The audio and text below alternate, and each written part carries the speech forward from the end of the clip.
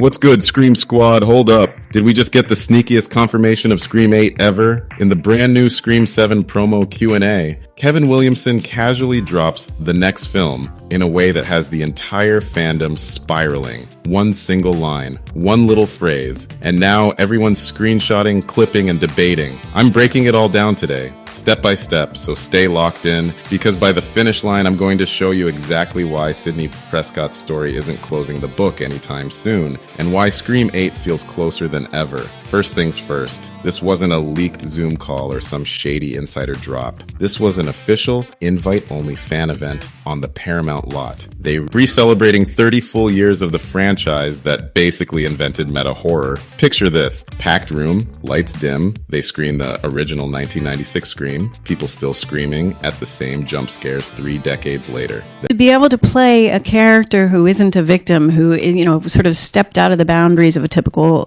horror queen, and to have her be such a survivor and have such courage and such a fighter. I mean, to be able to have a character grow and have a journey that lasts 30 years and get to play someone that audiences are interested in engaging with again and watching again. I mean, it doesn't get better than that. I mean, I'm really grateful. Then the lights come up and boom, the panel starts. Who's sitting there? Neve Campbell, the queen herself, back as Sidney Prescott. Kevin Williamson, the guy who wrote the OG and is now directing Scream Chapter 7. And the fresh face stealing headlines. Isabel May stepping in as Sidney's daughter, Tatum. The energy off the Neve was a producer on this as well, and she had really a presence where even when she wasn't in a scene that I was in, she would be sometimes, I could see her by the monitor, and she was really, there was a maternal kind of quality to her that I loved and appreciated. I did feel protected the whole time because of her. Charts. Fans are hyped, questions are flying, and the cast is dropping little breadcrumbs about what's coming in February 2026. But here's where it gets you icy, and I'll circle back to why this one detail changes everything in a minute. Kevin's answering a question about how he approaches killers and victims, right? He's talking about making characters smarter than ever, layers on layers. Then, right at the tail end of his answer, he says something along the lines of, and that's exactly the kind of thing we'll dig into deeper in the next film. He chuckles, moves on, but the room kind of freezes. Fans in the audience start whispering. Online, clips explode within hours. The next film, not this film, not Scream 7, the next one. Is it a slip? Is it intentional hype? Or did Kevin just casually confirm the future of the franchise live on Staggy? Hey, hang on, we're just getting started. Okay, let's zoom out for a second, because that one next film line doesn't exist in a vacuum. It's landing on top of a mountain of breadcrumbs that have been piling up for over a year. Remember back when Scream 7 was first announced? The ink was barely dry on Neve Campbell's contract, and forums were already buzzing with the same rumor. This isn't a one-and-done comeback. Multiple outlets reported that Spyglass and Paramount were quietly planning a new Sidney-centered trilogy. The idea was simple but brilliant. Bring Sidney back for one more emotional ride, but introduce her daughter Tatum as the future of the franchise. Sound familiar? It's the exact Laurie Strode, Allison Nelson playbook from the Halloween reboots. And fans have been saying for ages, if they pull it off right, they can keep the Ghostface saga going for years without burning out the legacy characters. Fast forward to the industry trades. Production Weekly, yeah, the same site that leaks almost every major project before official announcements, dropped Scream 8 on their upcoming slate, not as a maybe or in talks, listed with dates. Kevin Williamson attached to direct, the same writing team from the recent entries credited. Shooting windows floated as early as spring 2026, literally weeks after Scream 7 is supposed to leave theaters. That's not rumor mill stuff. That's the kind of paper trail studios hate when it gets out early, but it keeps happening. And now you layer on top of that the Q&A moment. Kevin Williamson, Mr. Meta himself, says the next film in a room full of diehard fans with Neve and Isabel sitting right next to him. He doesn't correct himself. He doesn't pivot to, I mean this film. He just chuckles and keeps going. In Hollywood speak, that's practically a neon sign, especially when you consider how tightly controlled these promo events usually are. They rehearse answers. They avoid future commitments like the plague. So either Kevin genuinely misspoke, or someone higher up decided it was safe to let a little truth leak. But there's still one massive piece of the puzzle most people are sleeping on. And it's the reason I think Scream 8 isn't just likely, it's borderline inevitable. We'll hit that in the next beat. Alright, let's talk real strategy, because this isn't just fan wishful thinking. Horror right now is living in the golden age of franchises that refuse to die. Look around. Halloween did the Trilogy reset with legacy characters passing the torch. Texas Chainsaw brought back Final Girls and family drama. Even Evil Dead Rise proved you can shift generations and still rake in cash. The pattern is crystal clear. Studios want long runs. They want trilogies. They want IPs that can drop every 18 to 24 months and keep the brand alive on streaming, merch, and theme parks. Scream fits that mold perfectly. Neve Campbell coming back wasn't cheap. She negotiated hard, got producer credit, and made it clear she's only in if the story respects Sidney's journey. So why bring her back for just one movie and call it quits? Doesn't add up. The smarter business move is to lock in a multi-picture deal. Use Scream 7 to reintroduce Sidney as the protective mom, give fans the emotional payoff they've waited years for, then slowly shift the spotlight to Tatum in 8 and beyond. It's the same torch-passing mechanic that worked for Laurie and Allison, except here, Sidney's daughter is literally named after one of the original victims.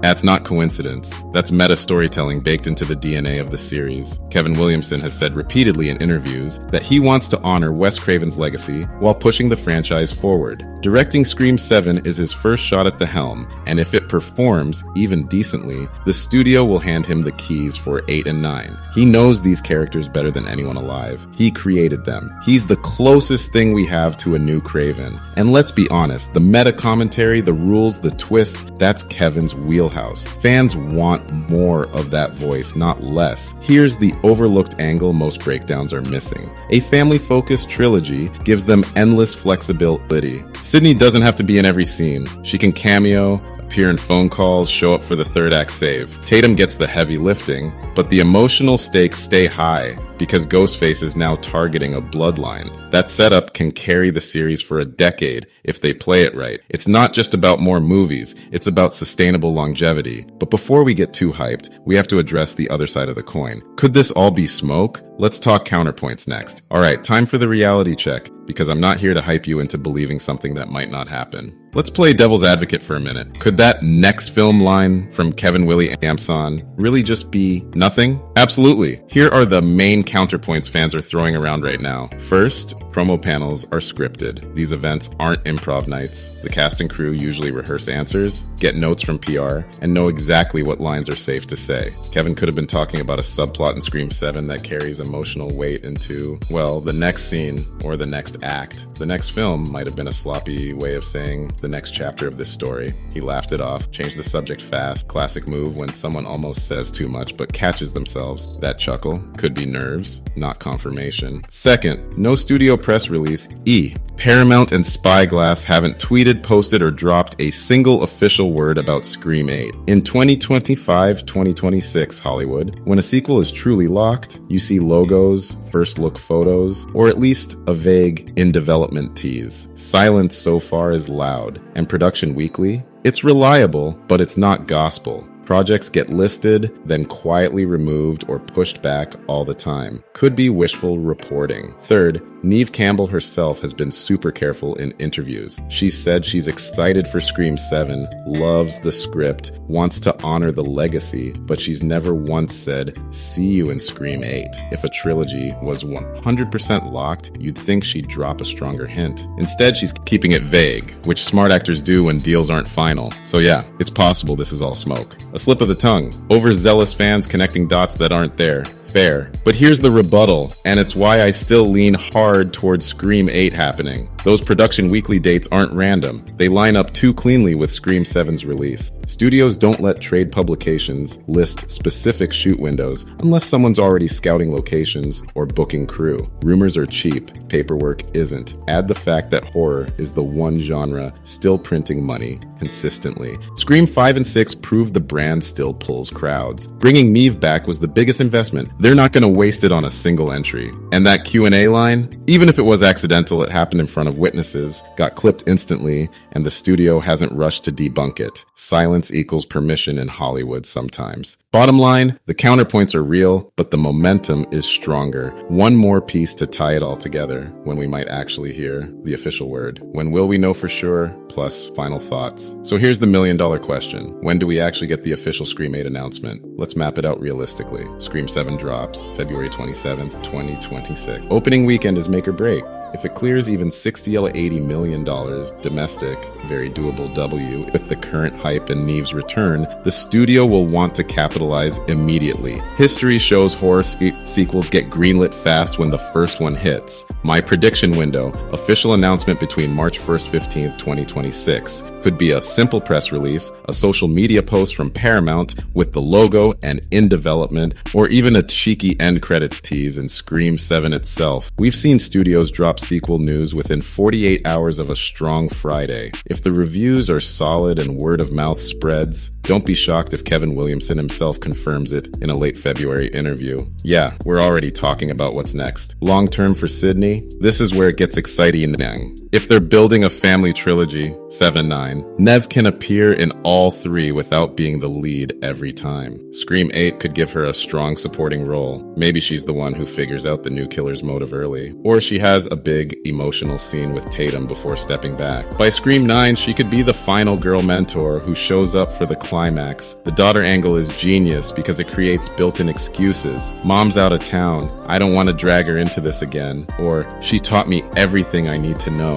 That flexibility keeps Neve's schedule open and her cameos meaningful. Sidney never truly retires. She just evolves. That's the beauty of it. Ghostface always finds a way back to the Prescott bloodline. Bottom line, that one next film line in the Q&A isn't proof, but it's the loudest whisper yet. Combine it with Production Weekly, the business logic, the horror sequel boom, and Neve's clear passion for the character, it's hard to argue this stops at 7. The franchise that started as a self-aware slasher is now building its own legacy dynasty. And honestly, I'm here for it. Alright, Scream Squad, what's your take? Do you buy that Scream 8 is basically locked? Or are you still in the wait-and-see camp? Drop your hottest theories in the comments. Who should the next Ghostface be? How big a role do you want Sidney to have going forward? Let's get the discussion going. I read every comment. If this breakdown got you pumped, or even just made you think, hit that like button. It really helps these videos reach more fans. Not subscribed yet? Fix that right now. Subscribe and turn on the bell so you never miss a deep dive on Scream, slashers, or any horror news that drops. Appreciate you hanging out till the end. Stay scary out there. I'll catch you in the next one.